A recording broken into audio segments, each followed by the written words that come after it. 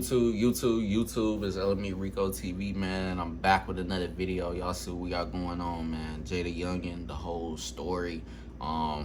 Before we even get into the intro and stuff and get the video started, if you're brand new to the channel, I already told my supporters that's been watching my videos lately and stuff, and when I first reported on Jaydayoungan's whole murder situation, I had told everybody that seen the video that I was gonna do an updated video on his whole situation and go from there, because back in the beginning we didn't really have all the full details and stuff when we had the real basic knowledge and stuff about what happened to him and shit like that. But now we got somebody that pretty much did a full whole background detailed and everything's video about this whole situation that happened to him and stuff.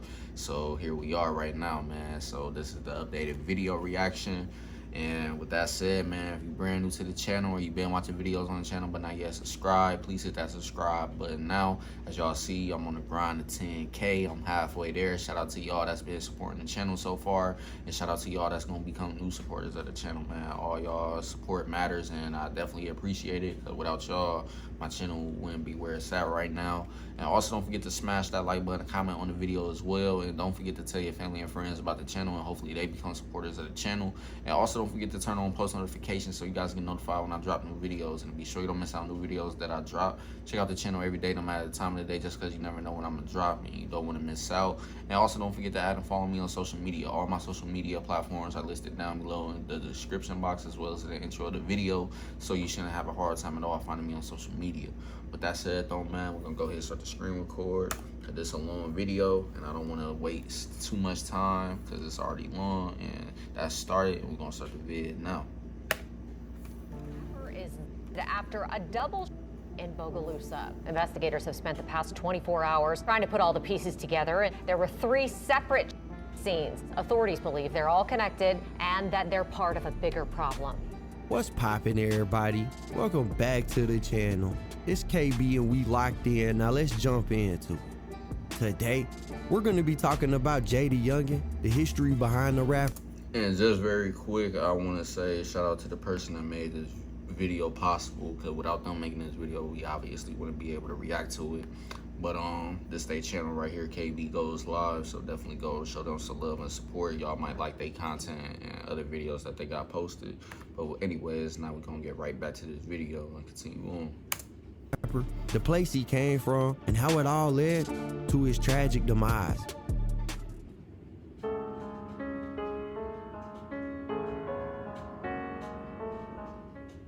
On July 27, 2022, at around 6 in the afternoon, law enforcement in Bogalusa, Louisiana started to receive phone calls reporting a in the small city.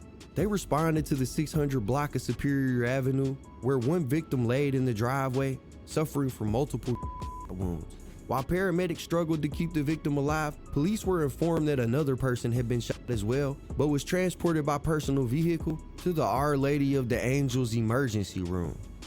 The victim that was on the scene was then loaded up onto an ambulance as well and transported to the emergency room too. The victims weren't identified by authorities at the time, but word of the and its location quickly spread to social media, and it didn't take long for people to start talking about it. And word on the streets was the victim was Louisiana rapper Jaydayoungan. At first, Jay's sister took to Instagram to debunk the rumor that was going around, saying in a tweet, "Ain't nobody dead. Stop eating and go read a book." She followed that tweet up on Instagram with a story post that said, "I hate y'all internet people and stop trying to confirm y'all don't know bullshit."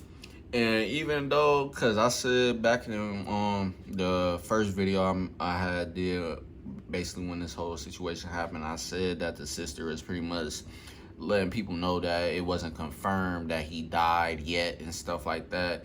And even though he did ultimately pass away, I feel like at the end of the day, y'all gotta understand, real family members, people that have a situation like this happen to them, even if that person ain't dead yet, they're gonna have that thought in their head where this person is gonna survive no matter what.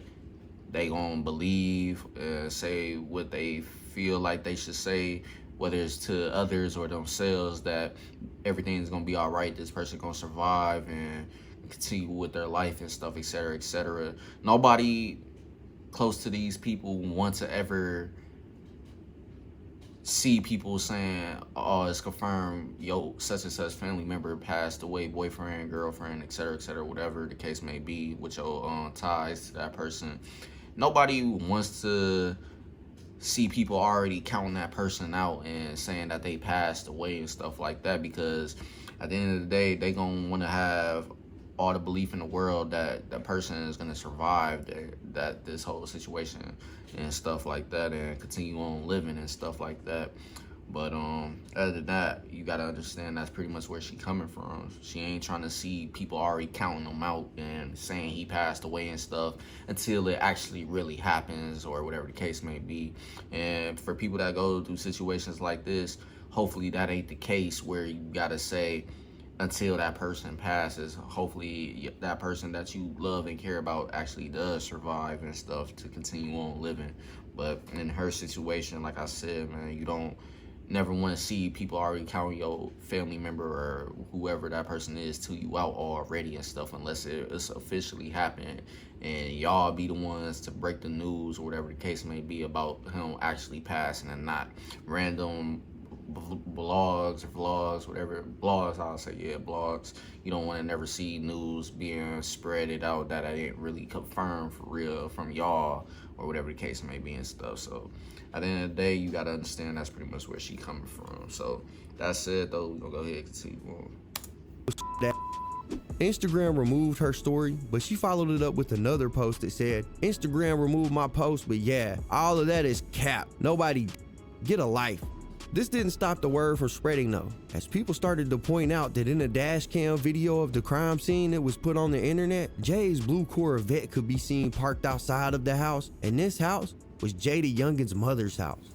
Later that when advertising on YouTube, I know that and making I was an already authentic one of video those with a people clear saying that that's call to probably action really is the why key to too the getting option results. of where he That's was, why YouTube offers because tools, his car stood resources, out, and so partners to help he probably was businesses only of all known sizes as the only create person around that engaging neighborhood videos. to be I able to found my have a customers car on like that, or YouTube. whatever the case Get may started be. with It ain't YouTube something you just advertising see and on a find yours regular too. from multiple different people having cars like that and stuff. So they had to have known that that was his car and stuff, and plus because he posted it in social media and stuff like that, so people pretty much figured out, all right, yeah, he here now because his car is there, so let's go ahead and do what we gotta do type shit. But other than that, we're gonna go ahead and continue on. Later that night, at around 11 p.m., the Bogalusa Police Department confirmed via a Facebook post that the victim was indeed Javarius Scott, better known as Jaydayoungan. They also included more information, like the fact that the second victim was Kenyatta Scott Sr., who is also Jaydayoungan's father. Now, I'm sure Jay's sister was just trying to be hopeful in her post where she was trying to claim that he was still alive, but in that Pretty much like I was just saying earlier, pretty much like he said, with the right word to really much sum up what I said, was hopeful. that same Facebook post that the Bogalusa Police Department made, they also confirmed that Jaydayoungan had passed away as a result of his injuries. In the days that followed, more details came out about what was really going on. According to law enforcement and eyewitnesses, Jay and his dad were standing on the front porch of the house when an SUV could be seen driving past. Now, some people have reported that the SUV was white, some people have reported that the SUV was black, but regardless, the SUV drove past the house and made a right-hand turn at the very next street. On this road, there is an alley that leads behind the house. Apparently, 5 guys jumped out of the SUV in the alley, and then the SUV made its way back to the main road where the front of the house was. Outside of the house, in the front yard, was Jaydayoungan, his father, and 3 more guests that were seated on the front porch. It was at this moment that the 5 men ran up from the alley behind the house, popped out from around the side of it, and opened on the crowd. Jay's dad said he was strapped and started back, but it was too late. Jaydayoungan's dad got twice in the arm, while Jay himself was over 8 different times. After the clips was empty, the ran back to the SUV in front of the house and took off, leaving Jay on the scene, dying from his injury. Yeah, man, so they definitely planned this out the right way from their perspective. Like, all right, we ain't finna just pull up in front of the house and then do what we gotta do. Nah, we finna go hit this alley behind the crib, park the car, hop out, run to the front, then do what we gotta do, and then run back to the alley, hop in the car, and bail out. So they pretty much planned this out correctly on their end, but just crazy how that situation happened for real, man. Sad. Law enforcement and paramedics would arrive, load Jay up, and take him to the emergency room where he would undergo emergency surgery and pass away as a result.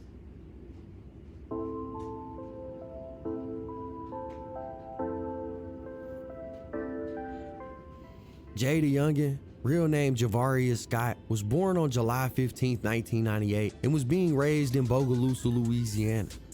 Bogalusa is a small town about an hour and a half to 2 hours away from Baton Rouge and about an hour and 15 minutes away from New Orleans.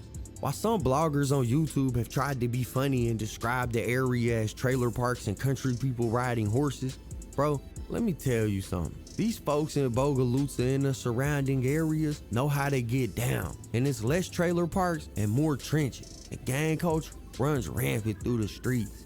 It was in these streets that Jay spent most of his early years. Jay grew up basically in his grandmother's care because his mom was in the army and was deployed a lot of the time, and his dad was in prison, which his dad is a topic we'll touch on in the conclusion of this video. But anyways, now, given its proximity to Mississippi, New Orleans, and Baton Rouge, Bogalusa has ties in both directions, east and west of the city. In 2020, census data showed that Bogalusa only had a reported population of 10,659 people, meaning it's a real small area.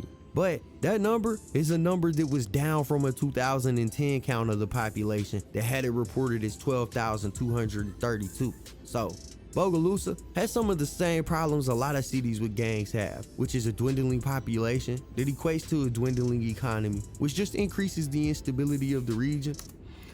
And from the looks of it, it's like they was always making sure they paying close attention too, because yeah, with cities with a low population, police gonna do whatever they can to minimize street violence as much as possible, because y'all already know when it comes to street violence, murder is one of the top crimes that happens in the streets and stuff. So if your city is already small and you just got a lot of murders and stuff happening, yeah, you gonna try to do whatever you can to stop that from happening, because y'all already got a depleted population.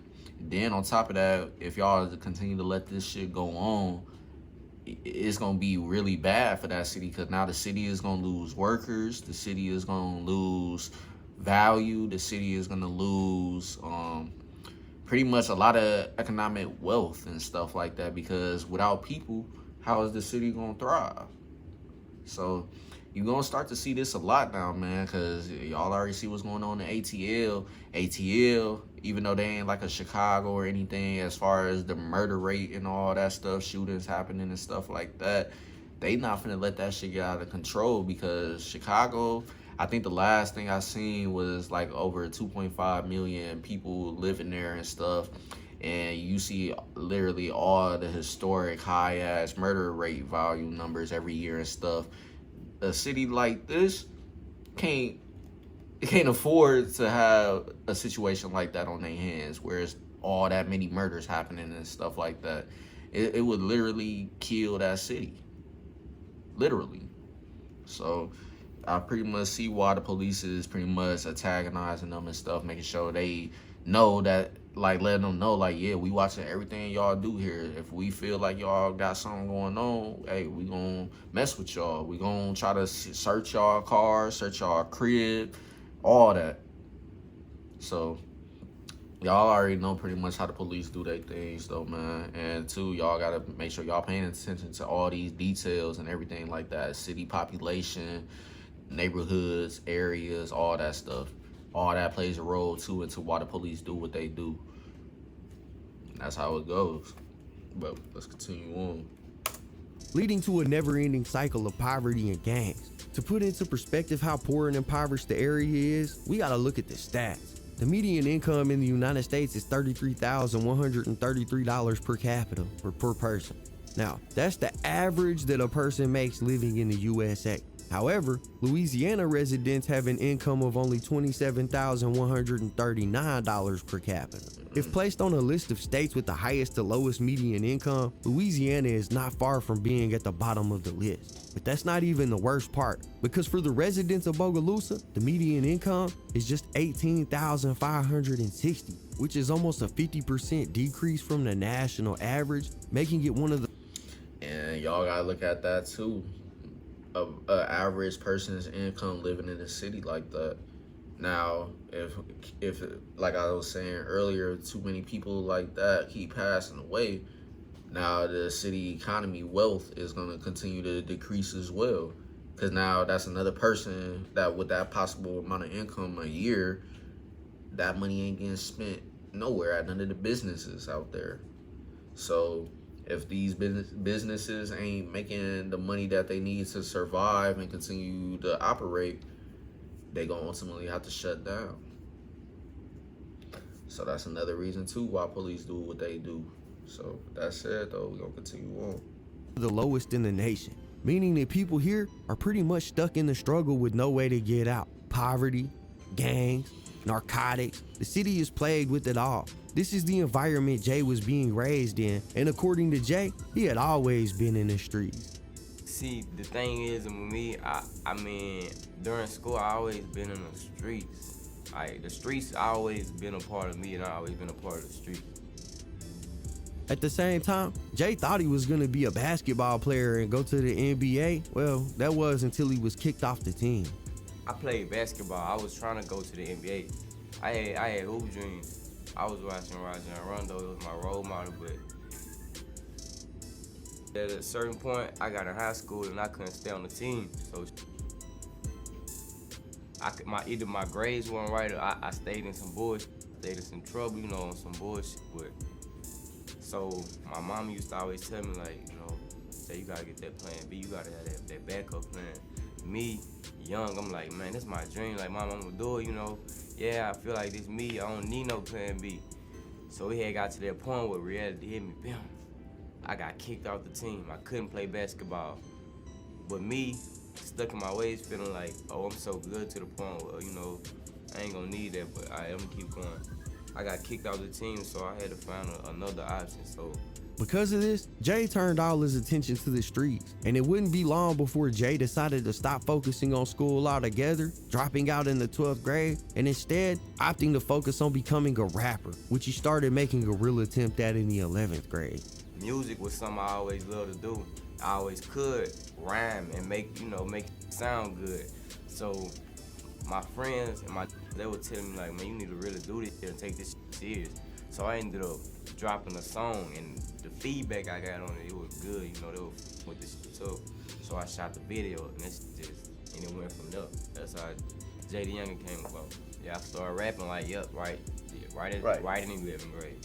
Making it out of the trenches in Louisiana is a feat itself, and just to have a goal this big feels like a dream for most people in the area. But this is where Jay came from, and he would take that little momentum from his first release in the 11th grade and make a tremendous come up, solidifying himself as one of the leading rappers coming out of the state. Where your shipping address types itself. Where all your tabs go, everywhere you go.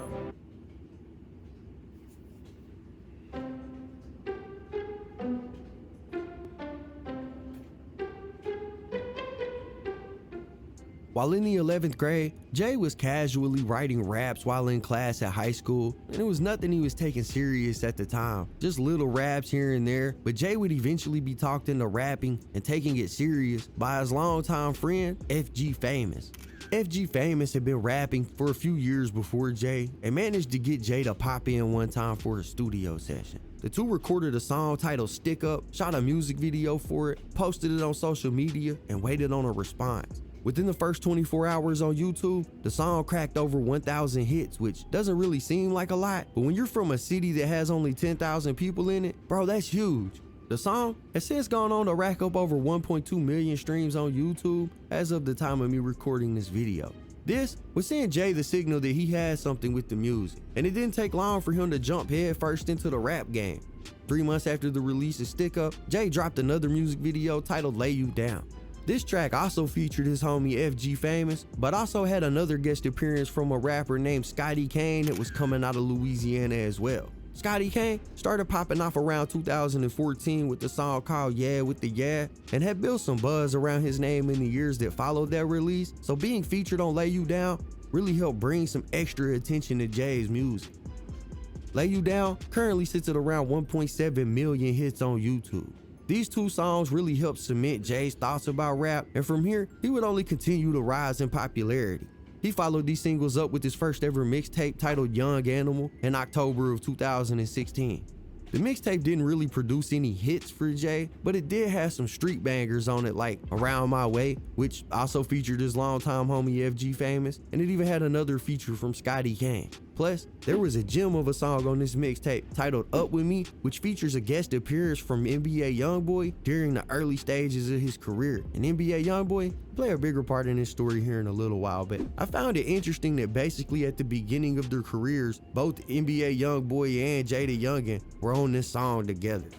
Anyways, in February of 2017, Jay released his second official mixtape titled Rough Way. This project had 9 songs on it in total, with singles like Spinning that has 2.7 million hits on YouTube, and another song called Chief Sosa, which astonishingly has under 1 million views still. The title Chief Sosa probably was derived from the fact that Jay has listed Chief Keef, a Chicago drill rap pioneer, as his favorite artist.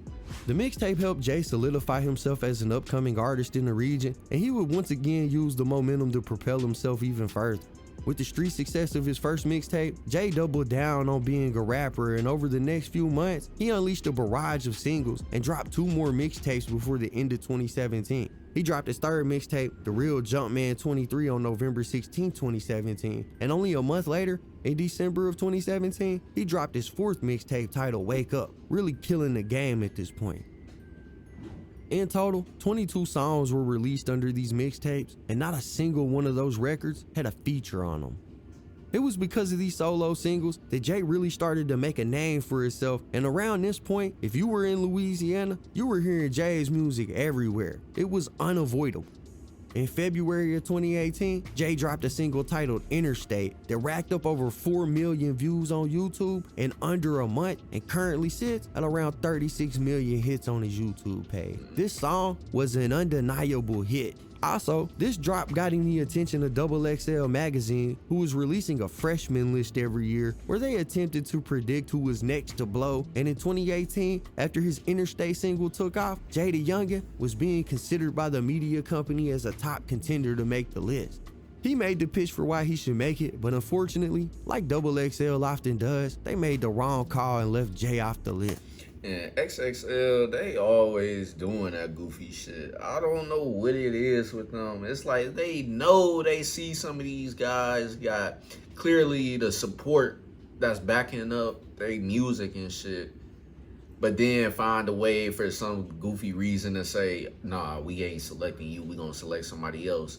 And that person might not even have nearly as much of the same support as that person y'all passed on. So I don't know what it is with XXL. They just stay doing goofy ass shit for real with that. But some of the people, I ain't saying they get it wrong all the time, but they definitely be missing out on a lot of these artists like that. But I don't know what it is, like I said. But that said, let's continue on. It didn't slow him down though, and on April 6, 2018, Jay released his 5th mixtape titled Taken Off that had another guest appearance from NBA YoungBoy's camp from OG33, which is YoungBoy's brother. On July 15, 2018, Jaydayoungan would drop his last independent mixtape titled 23. Again, this mixtape didn't have a single feature on it, but it did have another undeniable hit titled Elimination, which for the longest time was the most viewed song on Jay's YouTube channel, with the audio version alone racking up over 38 million views. Because of the attention Jaydayoungan's music was generating, it didn't take long for record label scouts to come knocking, wanting a seat at the table that Jay was feasting at. He had been releasing his music under his own label, Rough Way, but after the success of these mixtapes and singles, he would see himself getting signed to Universal Music Group, where he prepared for his next release. And only 5 months after inking his deal with Universal, Jay dropped his first major label mixtape titled Forever 23. This mixtape would take Jay to heights he had never seen before, peaking at number 86 on the Billboard Hot 200 and at number 36 on the Billboard Hip Hop charts. The mixtape featured the track Dot Dot, which currently sits at about 44 million hits on YouTube and has become a certified gold record, selling more than 500,000 units. And this mixtape also had the single Purge, which also racked up almost 10 million views since its release. Now, this was clearly a level up for Jay, but directly after the release of this mixtape, he was also let out of his record deal with Universal Music Group. And I'm not really sure if this was a deal where he only signed for one project and then they let him go, or if he bought himself out, but regardless, he was let go from that record deal with Universal Music Group. But as usual, he stayed resilient and quickly moved on, finding himself signing. And that just shows you, like, he ain't give up, or just because I lost a deal or whatever the case may be around that deal didn't mean that that was the end of him and his music. Like, he literally continued on and kept going crazy with his shit. So definitely salute to him for that, for sure, because shit, a lot of people, if they lose a big record label deal or whatever the case may be, their careers don't even be the same afterwards. They don't have that same hype around him no more and shit like that. But he's just one of those artists that was able to be a great artist and overcome that whole situation and stuff and continue to keep going crazy with his career. So he definitely smart and definitely did his thing when it comes to that, for sure. But other than that, let's continue on. With Cinematic Music Group in conjunction with Atlantic Records, and from here, Jay just kept climbing. In 2019, Jay released his second major label project titled Endless Pain, which shot up the charts, peaking at number 70 on the Billboard Top 200 and number 37 on the hip hop charts, again marking a new height for Jay. Jay was experiencing a tremendous amount of success at this point and almost instantly followed this mixtape up with another one titled Can't Speak on It, which was a collab tape with YOUNGAN, a Jacksonville, Florida rapper who was on the come up as well.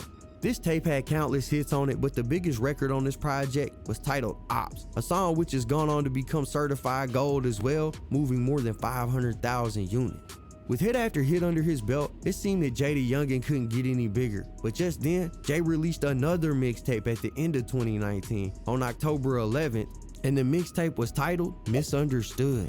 Misunderstood was a huge success, peaking at 43 on the Billboard Top 200 and number 23 on the hip hop charts. Not only that, but this mixtape included a song titled 23 Island. Now this song is Jay's biggest record to date, with over 173 million views on YouTube, and it's been certified 2 times platinum by the RIAA, selling over 2 million units in total.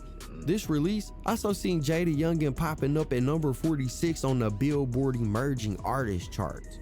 Jay dropped his final project on June 11, 2021, and it was titled 23 Is Back, which peaked at number 46 on the Billboard top charts, marking the last time he would get to enter the charts. Now, Jay had a lot of success throughout his 6 short years in the industry, but it wasn't all gold and glitter. During the process of making this incredible come up, Jay would run into a slew of problems, some of which added fuel to his career and others that almost destroyed it. So, now that we know Jay, where he came from, and his incredible come-up story, I think it's time to touch on more of the backstory and history of Jay so that we can see the full picture of his life and career. And to start things off, I think it's crucial that we discuss some of Jay's criminal history. Advertising on YouTube helps me reach engaged customers like Jenna, who's been searching for landscapers on Google.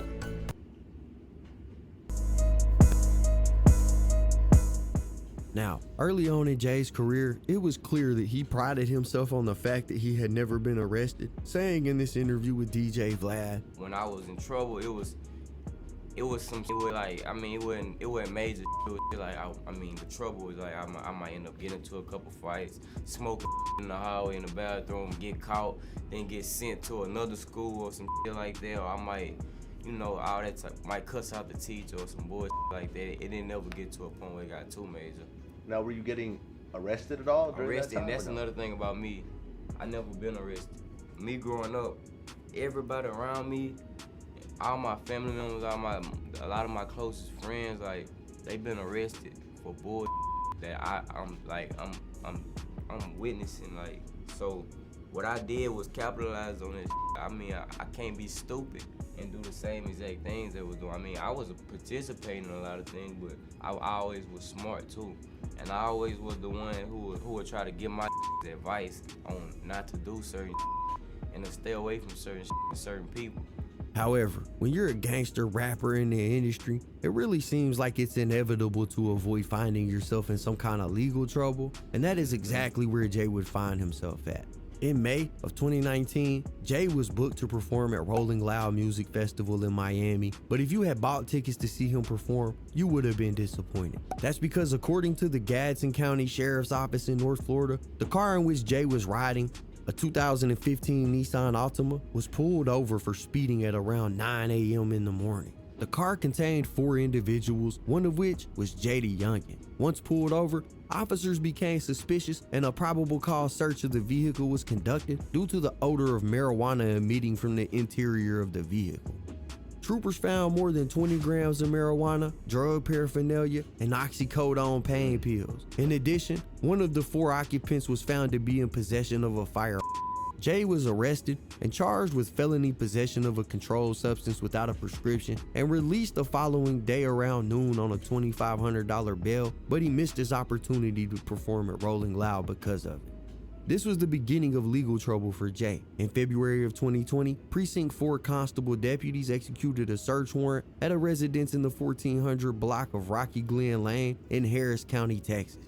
The warrant was for family domestic abuse, and Jay was accused of his pregnant girlfriend. She says he grabbed her by the hair and punched her repeatedly, several times, inflicting injuries with each punch. She also claimed that she was choked to the point of almost passing out. When law enforcement executed the search warrant, they found Jay hiding in the attic of the home. Deputies also discovered several illegal substances, including oxycodone and promethazine and marijuana. They also found firearms and more than $24,000 in cash, all of which were seized. Jaydayoungan was arrested and booked into the Harris County Jail. His total bond was set at $20,000, which he posted later that year, but he would find himself caught up in even more legal trouble after this. On Saturday, October 30th, 2020, the 23-year-old rapper was arrested on multiple charges after a traffic stop in Washington Parish, Louisiana, and was booked into the jail at around 2:51 p.m. Jaydayoungan was charged with child desertion, a violation of a child restraint, illegal use of a controlled and dangerous substance in the presence of persons under 17 years of age, switched license plates, driving without proof of insurance, possession of a controlled and dangerous substance with present, possession of marijuana, and possession of a Schedule II narcotic. Evidence tampering and contempt of court were also added onto these charges. He was held without bond. In addition to that, he was accused just about a week previous of attacking another woman on October 16th in East Cobb County, Georgia, and left visible marks and scars on her, according to the East Cobb News. He allegedly lived with the woman and was being accused of punching, pushing, and grabbing her as well, so he was arrested twice during 2 weeks here. And this makes the 3rd time he was accused of assaulting a woman. Anyways, jail records show that Jay paid a $1,300 bail in this case, but he remained in the Cobb County Jail on a felony fugitive from justice charge. That charge stemmed from his February incident in Houston where they found him hiding in the attic. Jay was eventually released on these charges pending trial. But there was even more devious criminal acts that were taking place in Jaydayoungan's life. In fact, Jay will find himself being wrapped up in a homicide that occurred on August 8th of 2020, although he wasn't arrested for it until almost a year later. Let me explain. On September 16, 2021, Jaydayoungan was booked into a Louisiana jail and was charged with accessory to second-degree murder and obstruction of justice. It took a few days, but word of his arrest eventually hit social media, and when people started looking into it, they realized that Jay had already posted a $175,000 bond, leaving the world questioning what really happened here. Well, back in August of 2020, a Louisiana native, a female named Big Ray, was hosting a 27th birthday bash for herself, and that included a trail ride that included horses, ATVs, and even food and drink merchants. She hired 2 club promoters to help her market the event, and soon hundreds of people had RSVP'd for the event, and word was spreading quick on social media. Then, August 8th, the day of the event came. Everything was going good and people were turning up and having a good time. Well, they were until about 7:30 that night when the sun started to set. That's when a group of men pulled out AK-style rifles, clutched on the grip, and opened into the crowd of partygoers. People started running, fleeing in every direction as panic ensued. When the gunfire finally stopped, a 21-year-old woman was from gunshot wounds, and 2 other people had been shot as well. The 21-year-old girl who died was named Zion Hutchinson, and she was living in Baton Rouge after having recently moved there from Buffalo, New York. Zion was a mother to a 1-year-old daughter and was studying to become an X-ray technician. Yeah, RIP to her for sure, but it's definitely more I was gonna say about this whole situation, but I'm gonna wait a little bit more. But her dreams were cut short. Her mother said she talked to Zion while she was on her way to the event and said her last words to her daughter were, "Be safe, have fun, and I'll see you later." It was meant to be a fun night out, away from her responsibilities and duties, and instead, it turned out to be a deadly night that would end her life. Now this is where things will get interesting, because a lot happened after this that'll give context on how Jaydayoungan is tied into it all. The night it went down, Big Ray made a Facebook post that said, "Yeah, I'm hurt. This is sad to see an innocent lady. We was just trying to have a good time, some kind of birthday to remember." She then made another post that said, "But on the other hand, major shout out to Craig Brown and Paul Robertson. Y'all made it happen, even though it ended bad. I want to special thank everyone who came out." It took 11 days, but authorities eventually made the first arrest in this case. 2 men, one named Brandon Perry and the other named Tommy Diamond, and they were both arrested and charged with 2nd-degree murder and 2 counts of attempted murder.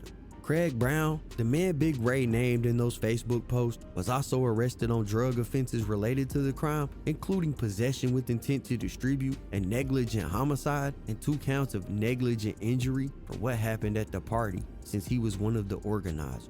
So he wasn't charged as a shooter, but was still being held responsible for what happened. To make matters worse, an arrest warrant was also issued for Big Ray, the woman whose birthday was being celebrated the night this all went down. Then on August 22nd, a rapper named 700 Jeezy was arrested and booked in Houston, Texas for the incident, being charged with 1 count of murder and 2 counts of attempted murder, meaning he was the 5th person arrested and the 3rd person accused of shooting the place up. 700 Jeezy is a part of another gang that we'll talk about here in a little while, but for now, let's stay on this story. Anyways, after that happened on September 6th, a man named Raheem Harrell was arrested in Montana in connection to the murder, marking the 4th person to be charged as the shooter. 2 days after that, Big Ray turned herself in facing 1 count of negligent homicide and 2 counts of negligent injury, just like the promoter she hired. Ray was eventually released a month later, while Craig, the promoter, remained incarcerated for almost a year. And it made no sense how they arrested a person that pretty much didn't even know that shit like this was gonna happen, and probably didn't even have any idea that that shit was about to happen anyway. So it's like y'all pretty much was just locking up anybody y'all felt like had some type of role played in why the shooting happened in the first place, when some of those people realistically didn't even cause anything to happen, start anything for it to happen, etc., that whole 9. And I think that was pretty much the same situation with Jaydayoungan too. And I felt like the police, the reason why they arrested him is probably because they already know about him. They already know what he involved with from Louisiana and stuff, and what he do and all that. So I felt like they just did that just to say they arrested somebody of a higher name and stuff in street life and stuff like that. And they feel like played a major role in what happened, but actually didn't. So I don't know what that whole situation was behind why they did what they did and arresting some of those people for real. But just go to show you, man, when you got a reputation or shit like that around your name, police don't give a fuck. All they feel like they know is, all right, we got somebody that we can definitely go after and arrest and charge for a crime. even though they know damn well that person probably didn't have nothing to do with it if they ain't got no real evidence of that person having anything to do with the situation for real at all. So they pretty much just going off of the name recognition alone, pretty much at the end of the day. But with that said, let's continue on. Now this caused outrage online and people were mad because it seemed like the police were trying to hold the people who held the event more responsible than the people who actually shot the event up. And people started throwing accusations that the police were just too damn dumb to solve the case. But eventually they let Big Ray out. Pretty much to sum it up, that's how I look at it too. It's like y'all literally going after the people that ain't really have no idea that this was gonna happen or had any role in it, what happened in the first place. Y'all just was arresting anybody y'all felt like y'all had reason to believe had something to do with the situation, even though y'all didn't have no real evidence to support it. Out a month after she turned herself in, and a year after that, Craig was released from prison as well.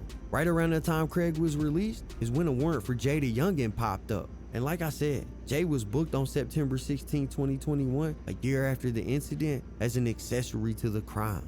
Jay posted his $175,000 bond and was gone, but it still wasn't the end of his legal trouble, as only 3 months after this, in October, is when he allegedly assaulted his girlfriend, and all those other charges that included child desertion, possession of a firearm, and possession of narcotics were put on his record. So yeah, 2021 was a crazy year legally for Jay, but if you thought that was all there was, you were wrong, because there was still one more legal hurdle that Jay needed to jump over. Because in December of 2021, the federal government unsealed an indictment for Jaydayoungan. They seen him being arrested on federal gun charges stemming from the incident where he got pulled over with the swap license plates and guns and drugs. And Jay would remain locked up for over 7 months because of this indictment before he learned his fate. On June 16, 2022, Jay was sentenced to time served by U.S. District Judge Sarah S. Vance, along with 1 year of supervised release, a $5,500 fine, and a $100 mandatory special assessment fee. Jaydayoungan pled guilty to a 1-count indictment that charged him with possession of a firearm while under indictment for a felony in a separate case. His release came only 1 month before he was murdered. While Jay had a lot of legal trouble, there was also a lot of street stuff happening as well. Like Jay said at the beginning of the video, he's always been in the streets, and this didn't change just because he blew up musically. Just like his legal troubles became bigger as his career got bigger, so did his problems in the streets. Where your shipping address types itself. Where all your tabs go, everywhere you go.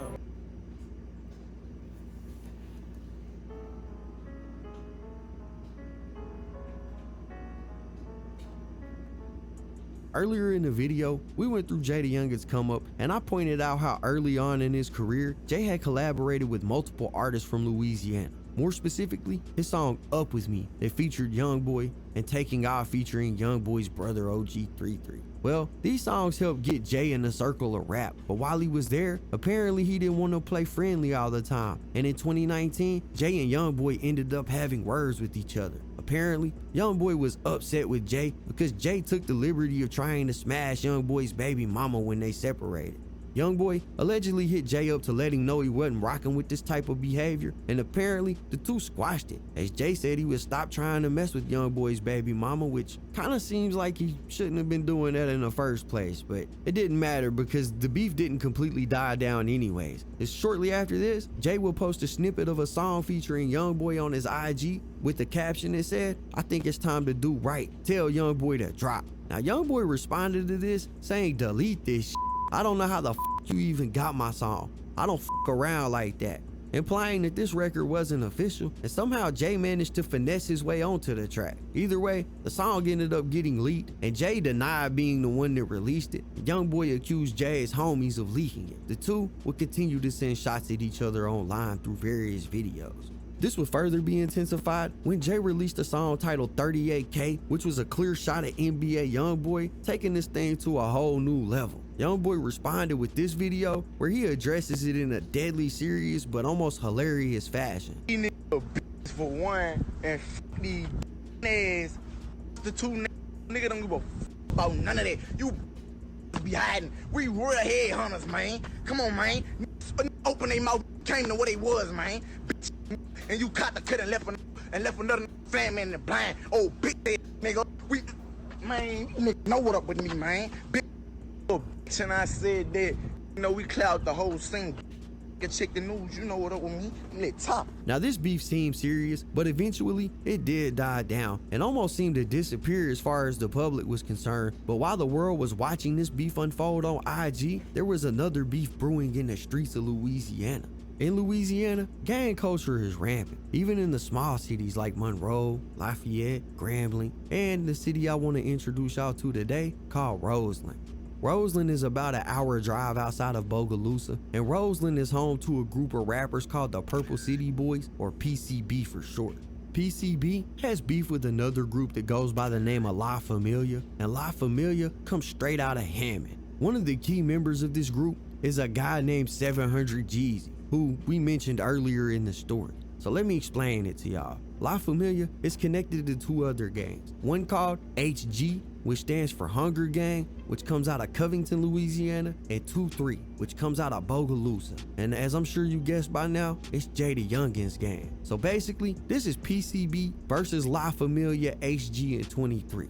Now, in early 2020, these groups would start sending diss records back and forth. This would go on for about a year, but it would hit its boiling point on June 21st, 2020. There was a Father's Day gathering in a meat city, and there were various PCB members in attendance. This included PCB Ty Keith. Now, Ty Keith pulled up to the event and got out of his car. It was at this moment that 700 Jeezy pulled up next to him. Jeezy got out of the passenger side, and the two men began to argue.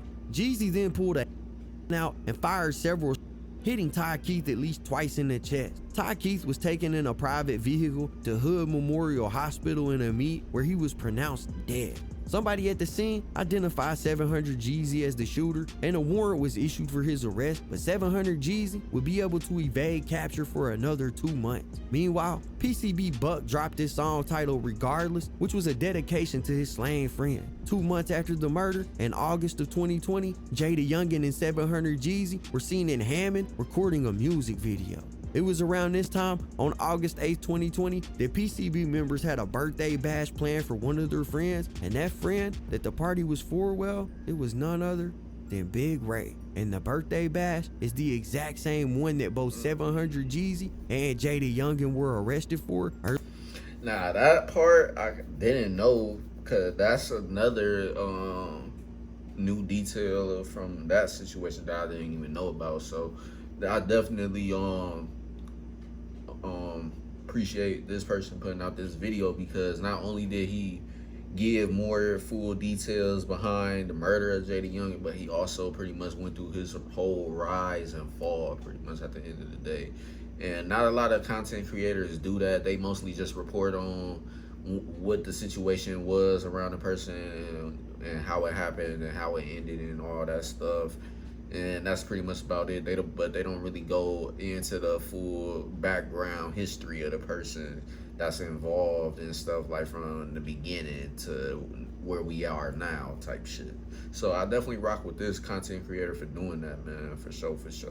But other than that, though, that's definitely a crazy new detail I didn't even know about. So now I see too why the police kind of did what they did, but it still don't mean that y'all just arrest anyone unless y'all really got evidence supporting that that person has something to do with it for real, as far as Jaydayoungan and the birthday girl and the person that was hosting it pretty much as well. But other than that, though, we're gonna go ahead and continue on, and the video is almost over. Earlier in this story after the shooting took place. Now, the way that Jay got wrapped up into this birthday bash shooting that left the 21-year-old mother dead is simple.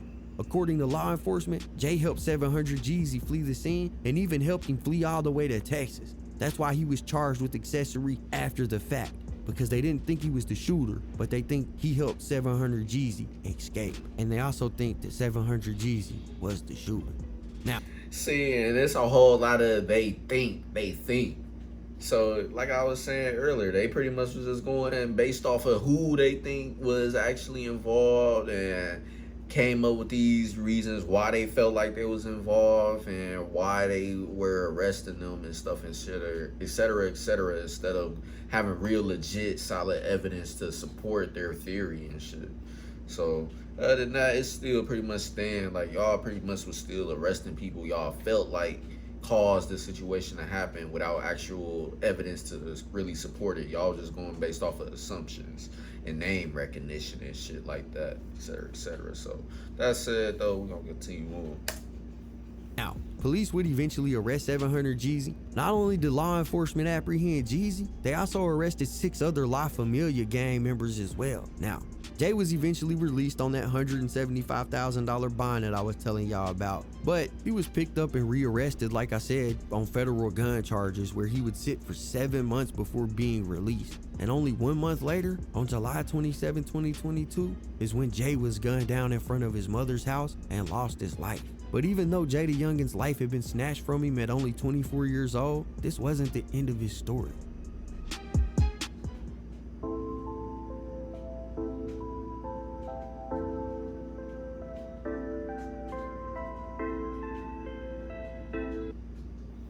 By advertising on YouTube, I grow my business by reaching my most important customers. People like Allison. She's a fashionista.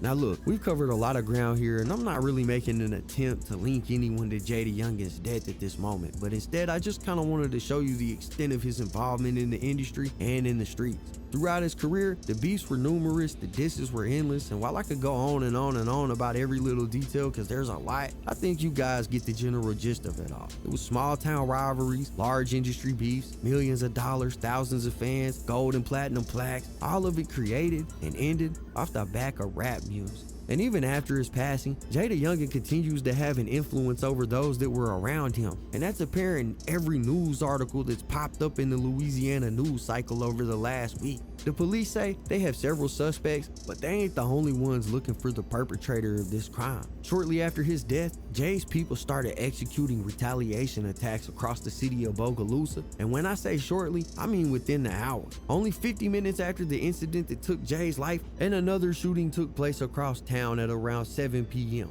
on the 800 block of Marshall Richardson Road.